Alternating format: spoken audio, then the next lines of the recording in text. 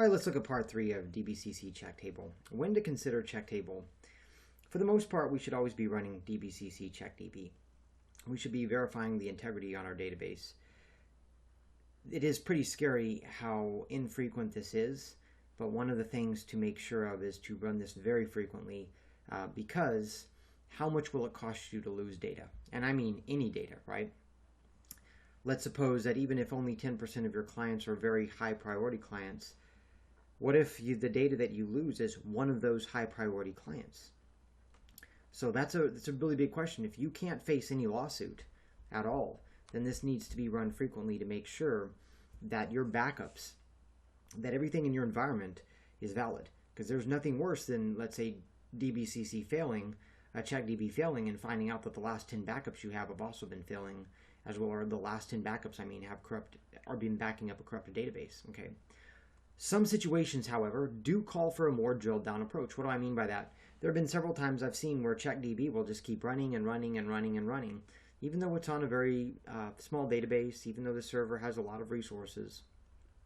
Usually the reason is because there's a table that's the culprit. And you can verify that because what I'll do is I'll drop the table and then run CheckDB, and CheckDB will pass without the table. But then when I run CheckTable on that one table that's causing the issue, CheckTable will run and run and run and run. And there's an issue with the table fundamentally. And so that's where CheckTable is very useful. It can help you get that drilled down approach so you can identify which object is causing the problems if you're ever in that situation. Hopefully not. Again, the hope with CheckDB is that you never run into it, which is part of the reason why we have people to prevent it from ever occurring, is to identify it quickly and resolve it. And then there are environments that are super high priority, right? And these must be architected in a way that at any point in time we can run CheckDB, period. That's not an option.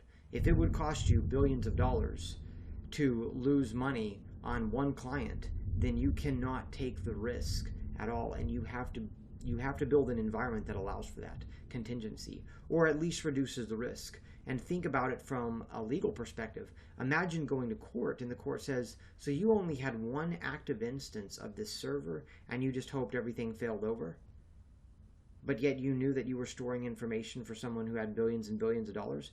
I mean, that's an example of where, at least in an active environment, you could say, well, we had architected it in a way to reduce the probability.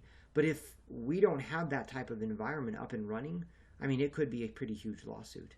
So that's something to consider as well. There are certain environments, super high priority environments, that there is absolutely no way not to have any other option. Same thing with, like, even in a smaller environment, I like to have backups in multiple places. And the reason is it reduces the likelihood of there being an issue. So CheckTable is very useful in those drilled down approaches. For the most part, though, we should be running DBCC CheckDB regularly.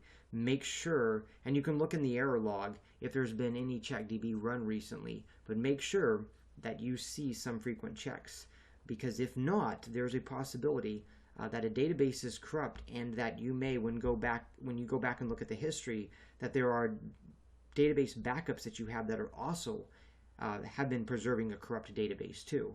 So it's very important to run this. And if you're in that situation where it just takes forever to run, CheckTable, DBCC CheckTable can definitely help you drill into that.